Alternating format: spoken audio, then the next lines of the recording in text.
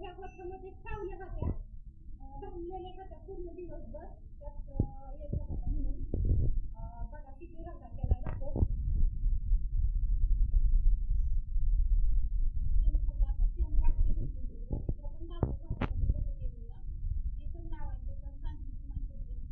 रात्री काय झालं दुसऱ्याचं औषध मारलं होतं गायींना त्याच्यामुळे आज गाय पण स्वच्छ धुवून घेतल्या. रात्री मारायचं म्हणजे काय होतं उष्णते दिवसा काय होतं उष्णता असते त्याच्यामुळे गायांच्या शरीराची त्वचेची आग होती.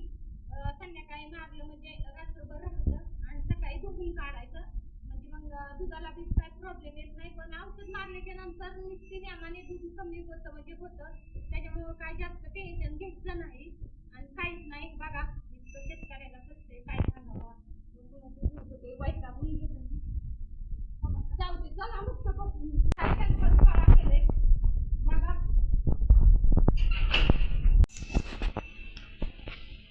कुठला शेणखत गोळा केलंय आपलं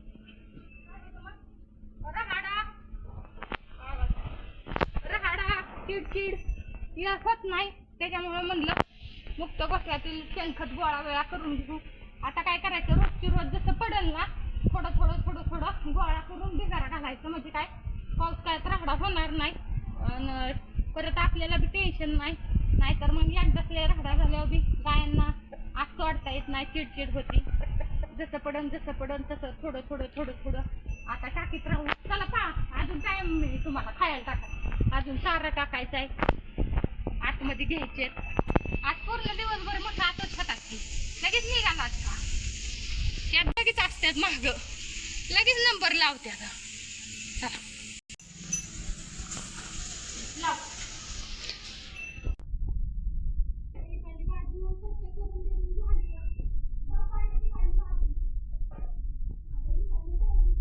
दमा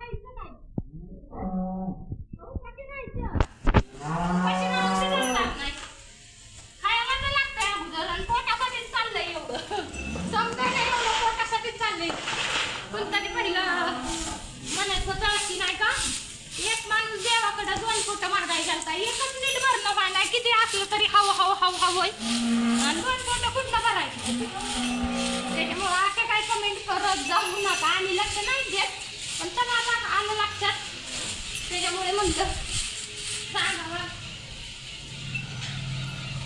भरपूर असे उद्योग आहेत माझं. बघा मस्त असा छान चहा उकळायला ठेवलाय आणि स्वराला वरण खायचं होतं हो का. आता गरम गरम वरणाला फोडणी दिली. ती जरा थोडंसं आजारी त्याच्यामुळे तिला वरणाचा काला करून दिलाय मस्त असं. इकडं मला खिचडी केलेली सकाळी काय खिचडी पण खाऊ वाटत नाही. चहा उकळवलाय इकडं मस्त दूध असं छान तापून ठेवलेलं आहे. चहा घेते आता मस्त चांगला शिजून हा शिजवतेत म्हणतात असं म्हणतात मी ऐकलंय. आपण उकळून म्हणतो काय काय शिजवतो असं म्हणतात म्हणजे जास्ताची भाषा वेगवेगळी असते. हा पद्धत वेगवेगळी असते. तसं काय असं नाही की आपली वेगळी लोकांची वेगळी म्हणजे जास्ताची बोली भाषा वेगळी असते. आमच्या इकडं उकळून म्हणते. तर आता धारा बिरा झालेले काही गाया खाऊन झाले त्यांना सोडून दिलं या.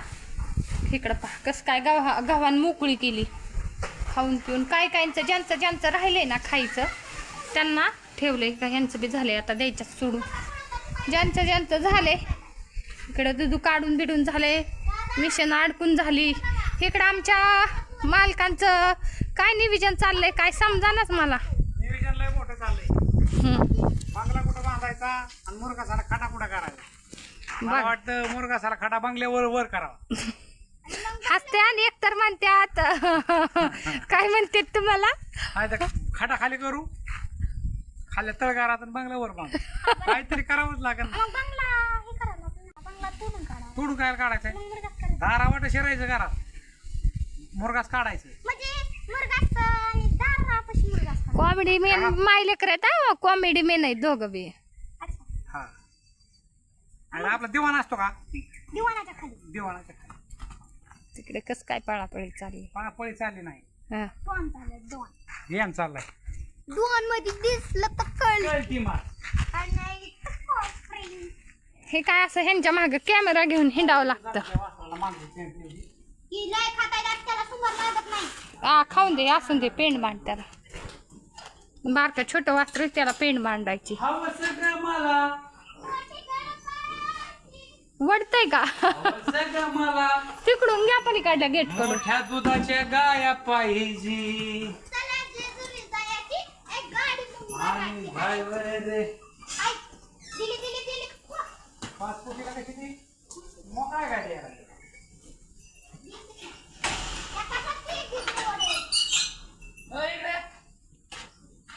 आता नवीन गोठा उभा करायचा म्हणल्यावर लय अवघड आहे. गोठा उभा करणारा पाहिजे 30 लाख रुपये लय म्हणजे लय अवघड आहे. आता गाय घेणं किंवा गोठा करणं सोपं नाही राहिलं. लय अवघड झालं या काय सांगायजोगच नाही. इतक्या किमती झालेत ना आता. आणि दुधाला रेट वाढणार आहेत. एवढा 50-70 दुधाला रेट 100% वाढणार आहेत म्हणजे वाढणार आहेत.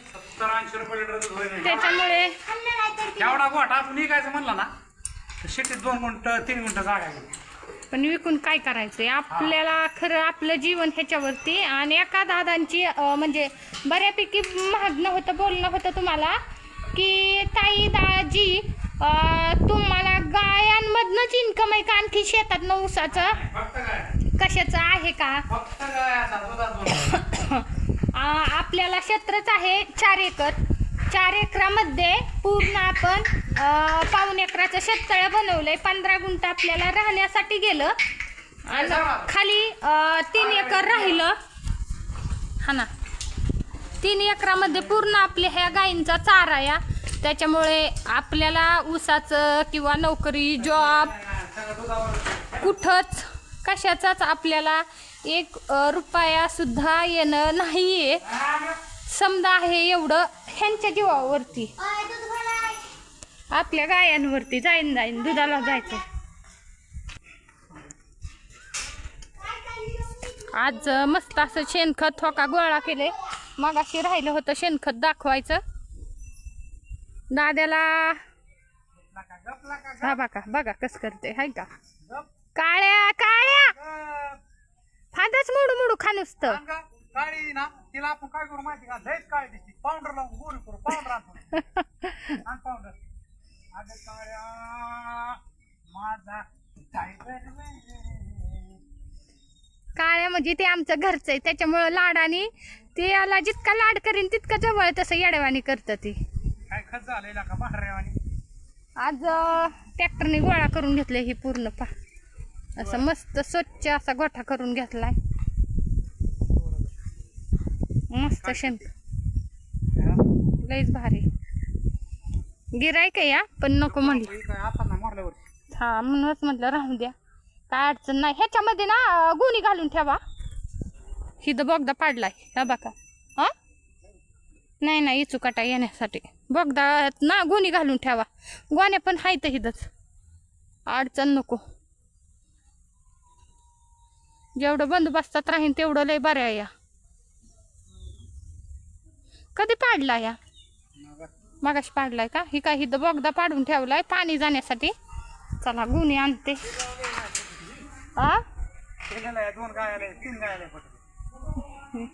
ही 1 2 आणि 3 बापाला जाताना सांगूनच गेलता पांढरी गाय आणायची म्हणजे.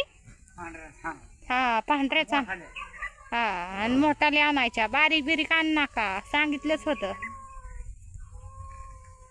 आपल्याला. कसं ह्यांच्यामधनंच इन्कम आहे आणि ह्यांच्यातनंच कमावचं. आणि थोडं साठून एक वाढवत चालायचं. एकदाच मोठा घास खावा म्हणून काय नेम नसतो. थोडं करीत गेल्याच्या नंतर कुठंतरी मग मोठा गोठा तयार होतो.